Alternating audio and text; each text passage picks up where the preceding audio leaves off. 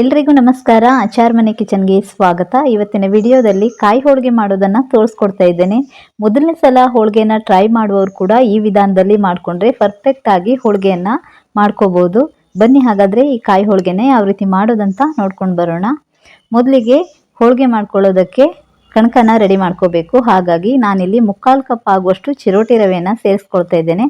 ಅದೇ ಪ್ರಮಾಣದಲ್ಲಿ ಮೈದಾ ಹಿಟ್ಟನ್ನು ಕೂಡ ಸೇರಿಸ್ಕೊಳ್ತಾ ಇದ್ದೇನೆ. ಒಂದು ಸ್ವಲ್ಪ ಉಪ್ಪನ್ನು ಸೇರಿಸ್ಕೊಳ್ಳಿ. ಅದೇ ರೀತಿ 1 ಪಿಂಚ್ ಆಗುವಷ್ಟು ಅರಿಶಿಣ ಪುಡಿಯನ್ನು ಕೂಡ ಸೇರಿಸ್ಕೊಳ್ತಾ ಇದ್ದೇನೆ. ಇದಕ್ಕೆ 2 ಸ್ಪೂನ್ ಆಗುವಷ್ಟು ತುಪ್ಪನ ಸೇರಿಸ್ಕೊಳ್ತಾ ಇದ್ದೇನೆ. ನೀವು ಎಣ್ಣೆ ಬೇಕಾದರೆ ಎಣ್ಣೆನೂ ಕೂಡ ಸೇರಿಸ್ಕೋಬೋದು. ಇವಾಗ ಇದನ್ನು ಚೆನ್ನಾಗಿ ಮಿಕ್ಸ್ ಮಾಡ್ಕೋಬೇಕು. ಹೋಳಿಗೆಗೆ ಕಣಕ ರೆಡಿ ಮಾಡ್ಕೊಳ್ಳುವಾಗ ಮೈದಾ ಹಿಟ್ಟನ್ನಷ್ಟೇ ಸೇರಿಸ್ಕೊಂಡು ಕೂಡ ಹೋಳಿಗೆ ಮಾಡ್ಕೋತಾರೆ. ಆದರೆ ಕೇವಲ ಮೈದಾ ಹಿಟ್ಟನ್ನು ಸೇರಿಸ್ಕೊಂಡು ಮಾಡ್ಕೊಳ್ಳೋದಕ್ಕಿಂತ ಅದ್ರ ಜೊತೆ ಸ್ವಲ್ಪ ಚಿರೋಟಿ ರವೆನೂ ಸೇರಿಸ್ಕೊಂಡು ಕಣಕನ ರೆಡಿ ಮಾಡಿಕೊಂಡ್ರೆ ಈ ಹೋಳಿಗೆ ಮಾಡ್ಕೊಂಡಾದ ತಕ್ಷಣ ನಾರು ಅನಿಸೋದಿಲ್ಲ, ತುಂಬ ಚೆನ್ನಾಗಿ ಬರ್ತದೆ ಹೋಳಿಗೆ. ಹಾಗಾಗಿ ಮೈದಾ ಹಿಟ್ಟಿನ ಜೊತೆಗೆ ಚಿರೋಟಿ ರವೆನೂ ಕೂಡ ಸೇರಿಸ್ಕೊಂಡು ಕಣಕನ ರೆಡಿ ಮಾಡ್ಕೊಳ್ಳಿ. ಹೋಳಿಗೆ ತುಂಬ ಚೆನ್ನಾಗಿ ಬರ್ತದೆ. ಈ ರೀತಿ ನೀರನ್ನು ಸೇರಿಸ್ಕೊಂಡ್ಬಿಟ್ಟು ಹಿಟ್ಟನ್ನು ಚೆನ್ನಾಗಿ ಕಲಿಸ್ಕೋಬೇಕು. ಆದಷ್ಟು ಸ್ವಲ್ಪ ತೆಳುನೇ ಕಲಿಸ್ಕೋಬೇಕು. ಹಿಟ್ಟು ತುಂಬ ಗಟ್ಟಿ ಕಲಿಸ್ಕೋಬಾರ್ದು. ನೀರನ್ನು ಮಧ್ಯದಲ್ಲಿ ಸೇರಿಸ್ಕೊಂಡ್ಬಿಟ್ಟು ಈ ರೀತಿ ಚೆನ್ನಾಗಿ ನಾದ್ಕೊಳ್ತಾ ಕಲಿಸ್ಕೊಳ್ಳಿ. ಈ ರೀತಿ ಹಿಟ್ಟನ್ನು ಚೆನ್ನಾಗಿ ನಾದ್ಕೊಳ್ತಾ ಕಲಿಸ್ಕೋಬೇಕು. ನೋಡಿ, ಈ ರೀತಿ ಸ್ವಲ್ಪ ಸಾಫ್ಟ್ ಆಗಿ ಹಿಟ್ಟನ್ನು ಕಲಿಸ್ಕೊಳ್ಳಿ. ಇವಾಗ ಮೇಲ್ಗಡೆ 2 ಸ್ಪೂನ್ ಆಗುವಷ್ಟು ಎಣ್ಣೆಯನ್ನು ಸೇರಿಸ್ಕೊಂಡ್ಬಿಟ್ಟು ಪುನಃ ಒಂದ್ಸಲ ಚೆನ್ನಾಗಿ ನಾದ್ಕೊಳ್ತಾ ಇದ್ದೇನೆ. ಹಿಟ್ಟು ಕಣಕ ಎಷ್ಟು ಸಾಫ್ಟಾಗಿ ರೆಡಿ ಆಗ್ತದೋ ಹೋಳಿಗೆ ಎಷ್ಟೊಂದು ಚೆನ್ನಾಗಿ ಬರ್ತದೆ. ಹಾಗಾಗಿ ನೋಡಿ, ಇವಾಗ ಕಲಿಸ್ಕೊಂಡಿದ್ದಾಗಿದೆ. ಮೇಲ್ಗಡೆ 2 ರಿಂದ 3 ಸ್ಪೂನ್ ಆಗುವಷ್ಟು ಎಣ್ಣೆಯನ್ನು ಸೇರಿಸ್ಕೊಂಡ್ಬಿಟ್ಟು ಇದನ್ನು ಕಡಿಮೆ ಅಂದರೂ 3 ಗಂಟೆಗಳ ಕಾಲ ಹಿಟ್ಟನ್ನು ನೆನೆಯೋದಕ್ಕೆ ಬಿಡಬೇಕು. ಅಲ್ಲಿ ತನಕ ನಾವು ಹೂರಣ ರೆಡಿ ಮಾಡ್ಕೊಳ್ಳುವ. ಹೂರಣ ರೆಡಿ ಮಾಡ್ಕೊಳ್ಳೋದಕ್ಕೆ ನಾನು 1 ತೆಂಗಿನಕಾಯನ್ನು ಈ ರೀತಿ ತುರಿದಿಟ್ಕೊಂಡಿದ್ದೇನೆ. ಇದನ್ನು ಸ್ವಲ್ಪನೇ ಸೇರಿಸ್ಕೊಂಡ್ಬಿಟ್ಟು ರುಬ್ಕೊಳ್ತೇನೆ.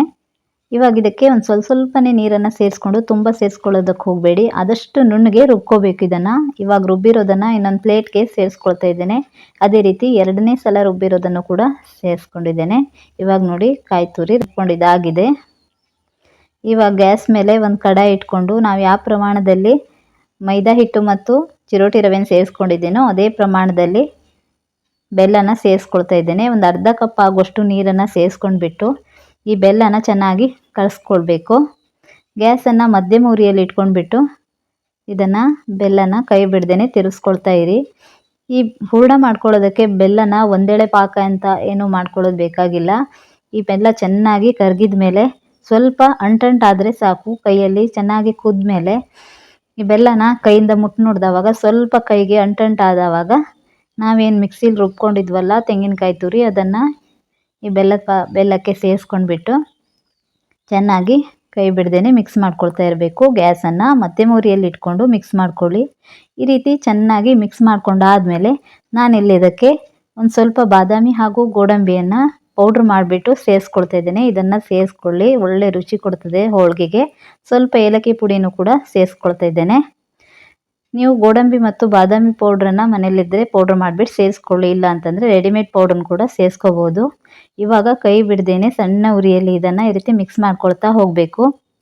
ಈ ಕಾಯಿ ತುರಿ ಜೊತೆ ಬೆಲ್ಲ ನೀರು ಬಿಟ್ಕೊಂಡ ತಕ್ಷಣ ಅದೆಲ್ಲ ನಿಧಾನವಾಗಿ ಡ್ರೈ ಆಗಬೇಕು. ಬೆಲ್ಲದ ನೀರು ಬಿಟ್ಕೊಂಡಿದ್ದೆಲ್ಲ ಡ್ರೈ ಆಗಿ ಈ ರೀತಿ ನೋಡಿ ತಳ ಬಿಡ್ತಾ ಬರಬೇಕು. ತುಂಬ ಏನು ಡ್ರೈ ಆಗಿ ಇದನ್ನು ರೆಡಿ ಮಾಡ್ಕೋಬಾರ್ದು. ಈ ರೀತಿ ಸ್ವಲ್ಪ ಕೈಯಿಂದ ಹೀಗೆ ಮುಟ್ಟಿದವಾಗ ಅದು ಉಂಡೆ ಕಟ್ಟಲಿಕ್ಕೆ ಬರಬೇಕು. ಅಲ್ಲಿ ತನಕ ಇದನ್ನು ನಾವು ರೆಡಿ ಮಾಡ್ಕೋಬೇಕು. ನೋಡಿ, ಈ ರೀತಿ ಉಂಡೆ ಕಟ್ಟೋದಕ್ಕೆ ಬರಬೇಕು. ಆ ರೀತಿ ಆದರೆ ಸಾಕು. ಇವಾಗ ಇದು ರೆಡಿ ಆಯಿತು.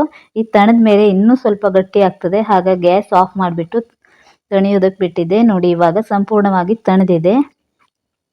ನೋಡಿ, ಈ ರೀತಿ ಉಂಡೆ ಕಟ್ಟಲಿಕ್ಕೆ ಬರಬೇಕು. ಈ ಹದದಲ್ಲಿ ರೆಡಿ ಮಾಡ್ಕೋಬೇಕು. ತೀರಾ ಗಟ್ಟಿಯಾಗಿ ರೆಡಿ ಮಾಡ್ಕೊಂಡ್ರೆ ಹೋಳಿಗೆ ಮಾಡೋದಕ್ಕೆ ಬರೋದಿಲ್ಲ. ನಾನು ಹೂರಣನ ಈ ರೀತಿ ಉಂಡೆ ಕಟ್ಬಿಟ್ಟು ಇಟ್ಕೊಂಡಿದ್ದೇನೆ. ಈ ಕಡೆ ಹಿಟ್ಟು ನೆನೆಯೋದಕ್ಕೆ ಬಿಟ್ಟಿದ್ವಲ್ಲ, ಹಿಟ್ಟು ನೋಡಿ ಎಷ್ಟು ಚೆನ್ನಾಗಿ ನೆನೆದಿದೆ ಅಂತ. ಈ ರೀತಿ ಹಿಟ್ಟು ಸಾಫ್ಟಾಗಿ ರೆಡಿ ಆದರೆ ಮಾತ್ರ ಹೋಳಿಗೆಯನ್ನು ಚೆನ್ನಾಗಿ ಪರ್ಫೆಕ್ಟಾಗಿ ಮಾಡ್ಕೊಳ್ಳೋದಕ್ಕೆ ಬರೋದು. ಈ ರೀತಿ ಚೆನ್ನಾಗಿ ಒಂದ್ಸಲ ಹಿಟ್ಟನ್ನು ಪುನಃ ನಾದ್ಕೋಬೇಕು. ಕೈಗೆ ಅಂಟ್ಕೊಳ್ತಾ ಇದ್ದರೆ ಸ್ವಲ್ಪ ಎಣ್ಣೆಯನ್ನು ಕೈಗೆ ಸವರ್ಕೊಂಡ್ಬಿಟ್ಟು ಪುನಃ ಚೆನ್ನಾಗಿ ಈ ರೀತಿ ನಾದ್ಕೊಳ್ಳಿ. ಈ ರೀತಿ ಸಾಫ್ಟಾಗಿ ಬರಬೇಕು ಕಣಕ, ಆವಾಗಲೇ ಹೋಳಿಗೆ ಪರ್ಫೆಕ್ಟಾಗಿ ಬರೋದು. ಇವಾಗ ಯಾವ ಸೈಜಿಗೆ ಹೋಳಿಗೆ ಮಾಡ್ಕೋತಿರೋ ಅಷ್ಟು ಸೈಜಿನ ಉಂಡೆಗಳನ್ನು ತಗೋಬೇಕು. ದೊಡ್ಡ ಸೈಜಿನ ಹೋಳಿಗೆ ಆದರೆ ಸ್ವಲ್ಪ ದೊಡ್ಡ ಉಂಡೆಯನ್ನು ತಗೊಳ್ಳಿ. ಇವಾಗ ಹೂರಣನ ಮಧ್ಯದಲ್ಲಿ ಇಟ್ಕೊಂಡ್ಬಿಟ್ಟು ಈ ರೀತಿ ಒಂದು ಸೈಡಿಂದ ಕವರ್ ಮಾಡ್ಕೊಳ್ತಾ ಬರಬೇಕು. ಈ ಹೋಳಿಗೆಯಲ್ಲಿ ಕಣಕ ಕಡಿಮೆ ಇರಬೇಕು, ಹೂರಣ ಜಾಸ್ತಿ ಇರಬೇಕು. ಆವಾಗಲೇ ಈ ಹೋಳಿಗೆ ತಿನ್ನೋದಕ್ಕೆ ತುಂಬ ಚೆನ್ನಾಗಿರ್ತದೆ. ಎಕ್ಸ್ಟ್ರಾ ಇರುವಂತಹ ಈ ಕಣಕನ ಕಟ್ ಮಾಡಿಬಿಟ್ಟು ಈ ರೀತಿ ತೆಕ್ಕೊಂಡ್ಬಿಟ್ಟು ಇದನ್ನು ಇವಾಗ ಲಟ್ಸ್ಕೋಬೇಕು. ನೀವು ಹೋಳಿಗೆ ಶೀಟ್ ಇದ್ದರೆ ಅದರಲ್ಲಿ ಕೂಡ ಲಟ್ಸ್ಕೋಬೋದು. ನಾನಿಲ್ಲಿ ಆಯಿಲ್ ಕವರಿಗೆ ಸ್ವಲ್ಪ ಎಣ್ಣೆಯನ್ನು ಸವರ್ಬಿಟ್ಟು ಈ ರೀತಿ ಕೈಯಲ್ಲೇ ಲಟ್ಸ್ಕೊಳ್ತಾ ಇದ್ದೇನೆ.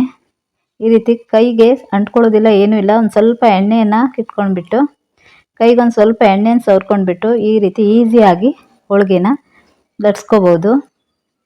ಎಷ್ಟು ತೆಳು ಬೇಕು ಅಷ್ಟು ತೆಳು ಲಟ್ಸ್ಕೋಬೋದು. ತುಂಬ ಚೆನ್ನಾಗಿ ಬರ್ತದೆ. ಫಸ್ಟ್ ಟೈಮ್ ಹೋಳಿಗೆನ ಟ್ರೈ ಮಾಡೋರು ಕೂಡ ಈಸಿಯಾಗಿ ಮಾಡ್ಕೋಬೋದು. ನೋಡಿ, ಲಟ್ಟಣಿಗೆಗೆ ಸ್ವಲ್ಪ ಎಣ್ಣೆಯನ್ನು ಸವರ್ಕೊಂಡ್ಬಿಟ್ಟು ಇನ್ನೂ ತೆಳುವಾಗಿ ಈ ರೀತಿ ಬೇಕಾದರೆ ಲಟ್ಸ್ಕೋಬೋದು. ನೋಡಿ, ಈಸಿಯಾಗಿ ಕಾಯಿ ಹೋಳಿಗೆ ರೆಡಿ ಆಯಿತು ನೋಡಿ. ಅದೇ ರೀತಿ ಇನ್ನೊಂದನ್ನು ಮಾಡೋದು ತೋರಿಸ್ತಾ ಇದ್ದೇನೆ. ಹೂರಣನ ಮಧ್ಯದಲ್ಲಿ ಇಟ್ಕೊಂಡ್ಬಿಟ್ಟು ಈ ರೀತಿ ನಿಧಾನವಾಗಿ ಎಲ್ಲ ಕಡೆ ಕವರ್ ಮಾಡ್ಕೊಂಡ್ಬಿಟ್ಟು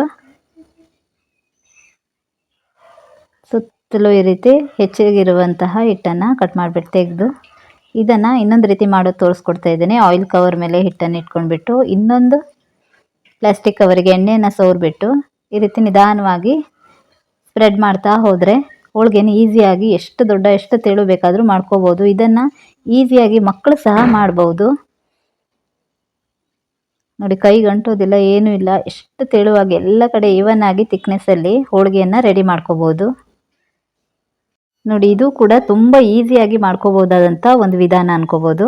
ಅದೇ ರೀತಿ ಇನ್ನೊಂದು ಬಾಳೆ ಎಲೆ ಮೇಲೆ ಮಾಡೋದು ತೋರಿಸ್ತಾ ಇದ್ದೇನೆ. ಬಾಳೆ ಎಲೆ ಮೇಲೂ ಹಾಗೆ ಬಾಳೆ ಎಲೆಗೆ ಸ್ವಲ್ಪ ಎಣ್ಣೆಯನ್ನು ಸವರ್ಕೊಂಡ್ಬಿಟ್ಟು ಕೈಗೂ ಕೂಡ ಒಂದು ಸ್ವಲ್ಪ ಎಣ್ಣೆಯನ್ನು ಸವರ್ಕೊಳ್ಳಿ. ಈ ರೀತಿ ನಿಧಾನವಾಗಿ ಲಟ್ಟಿಸ್ತಾ ಹೋದರೆ ತುಂಬ ತೆಳುವಾಗಿ ಕಾಯಿ ಹೋಳಿಗೆಯನ್ನು ಲಟ್ಸ್ಕೋಬೋದು. ನೋಡಿ, ಎಲ್ಲ ಕಡೆನೂ ಒಂದೇ ರೀತಿ ಥಿಕ್ನೆಸ್ಸಲ್ಲಿ ಕಾಯಿ ಹೋಳಿಗೆನ ಈ ರೀತಿ ಲಟ್ಸ್ಕೊಳ್ಳಿ.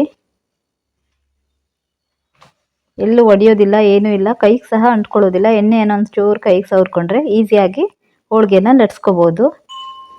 ಇನ್ನೂ ಸ್ವಲ್ಪ ದೊಡ್ಡ ಬೇಕು ಅಂತಂದರೆ ಲಟ್ಟಣಿಗೆಗೆ ಸ್ವಲ್ಪ ಎಣ್ಣೆಯನ್ನು ಸವರ್ಕೊಂಡ್ಬಿಟ್ಟು ಈ ರೀತಿ ಹಂಚುಗಳನ್ನು ಸ್ವಲ್ಪ ಲಟ್ಸ್ಕೊಳ್ಳಿ. ನೋಡಿ, ಇವಾಗ ರೆಡಿ ಆಯಿತು. ಹೋಳಿಗೆ ಕಾಯಿಸ್ಕೊಳ್ಳೋದಕ್ಕೆ ಹಂಚನ್ನು ಗ್ಯಾಸ್ ಮೇಲೆ ಇಟ್ಕೊಂಡಿದ್ದೆ. ಹಂಚು ಚೆನ್ನಾಗಿ ಕಾದ್ಮೇಲೆ ನಾವು ಲಟ್ಸ್ಕೊಂಡಿರುವಂತಹ ಹೋಳಿಗೆನ ಕಾವಲಿಗೆ ಸೇರಿಸ್ಕೊಳ್ಳಿ. ಗ್ಯಾಸನ್ನು ಮಧ್ಯಮ ಉರಿಯಲ್ಲಿ ಇಟ್ಕೊಂಡ್ಬಿಟ್ಟು ಇದನ್ನು ಬೇಯಿಸ್ಕೋಬೇಕು. ಮೇಲ್ಗಡೆ ಒಂದು ಸ್ವಲ್ಪ ತುಪ್ಪ ಬೇಕಾದರೂ ಸೇರಿಸ್ಕೋಬೋದು, ಇಲ್ಲ ಎಣ್ಣೆನ ಕೂಡ ಸೇರಿಸ್ಕೋಬೋದು. ಇನ್ನೊಂದು ಕಡೆ ಈ ರೀತಿ ಟರ್ನ್ ಮಾಡಿಕೊಂಡು ಮಧ್ಯಮ ಉರಿಯಲ್ಲಿ ಎರಡು ಕಡೆನೂ ಚೆನ್ನಾಗಿ ಹದವಾದ ಉರಿಯಲ್ಲಿ ಬೇಯಿಸ್ಕೊಂಡ್ರೆ ರುಚಿಯಾಗಿರುವಂತಹ ಕಾಯಿ ಹೋಳಿಗೆಯನ್ನು ಈಸಿಯಾಗಿ ರೆಡಿ ಮಾಡ್ಕೋಬೋದು. ನೋಡಿ, ಎರಡು ಕಡೆನೂ ಚೆನ್ನಾಗಿ ಹೋಳಿಗೆ ಫ್ರೈ ಆಗಿದೆ. ಇವಾಗ ಇದನ್ನು ತೆಗೆದಿಟ್ಕೊಳ್ಳುವ. ಅದೇ ರೀತಿ ಇನ್ನೊಂದು ಹೋಳಿಗೆನೂ ಸಹ ಕಾವಲಿಗೆ ಸ್ವಲ್ಪ ಎಣ್ಣೆಯನ್ನು ಸವರ್ಕೊಂಡು ಲಟ್ಸ್ಕೊಂಡಿರುವಂಥ ಹೋಳಿಗೆನ ಕಾವಲಿಗೆ ಸೇರಿಸ್ಕೊಳ್ತಾ ಇದ್ದೇನೆ. ಇದನ್ನು ಅಷ್ಟೇ ಮಧ್ಯಮ ಉರಿಯಲ್ಲಿ ಎರಡು ಕಡೆನೂ ಚೆನ್ನಾಗಿ ಬೇಯಿಸ್ಕೋಬೇಕು. ಗ್ಯಾಸನ್ನು ಮಧ್ಯಮ ಉರಿಯಲ್ಲಿ ಇಟ್ಕೊಂಡ್ಬಿಟ್ಟು ಬೇಯಿಸ್ಕೊಳ್ಳಿ. ನೋಡಿ, ಇವಾಗ ಈ ಹೋಳಿಗೆನೂ ಕೂಡ ರೆಡಿ ಆಯಿತು. ನೋಡಿದ್ರಲ್ಲ ಎಷ್ಟು ಈಸಿಯಾಗಿ ಕಾಯಿ ಹೋಳಿಗೆಯನ್ನು ರೆಡಿ ಮಾಡ್ಕೋಬೋದು ಅಂತ. ಈ ವಿಧಾನದಲ್ಲಿ ಹೋಳಿಗೆನ ಒಮ್ಮೆ ಟ್ರೈ ಮಾಡಿ. ಫಸ್ಟ್ ಟೈಮ್ ಪ್ರಯತ್ನ ಮಾಡ್ತಾ ಇರೋರು ಕೂಡ ಈಸಿಯಾಗಿ ಪರ್ಫೆಕ್ಟಾಗಿ ಕಾಯಿ ಹೋಳಿಗೆಯನ್ನು ಮಾಡ್ಕೋಬೋದು. ಇವತ್ತಿನ ವಿಡಿಯೋದಲ್ಲಿ ನಾನು ತೋರಿಸಿರುವಂಥ ವಿಧಾನದಲ್ಲಿ ನೀವು ಕೂಡ ಮನೆಯಲ್ಲೊಮ್ಮೆ ಕಾಯಿ ಹೋಳಿಗೆಯನ್ನು ಟ್ರೈ ಮಾಡಿ ಹೇಗೆ ಬಂತು ಅಂತ ಕಮೆಂಟಲ್ಲಿ ತಿಳಿಸೋದನ್ನು ಮರಿಬೇಡಿ. ಮೊದಲನೇ ಸಲ ವಿಡಿಯೋ ನೋಡ್ತಿದ್ರೆ ವಿಡಿಯೋಗೊಂದು ಲೈಕ್ ಮಾಡಿ, ಚಾನಲನ್ನು ಸಬ್ಸ್ಕ್ರೈಬ್ ಮಾಡ್ಕೊಳ್ಳಿ. Thank you.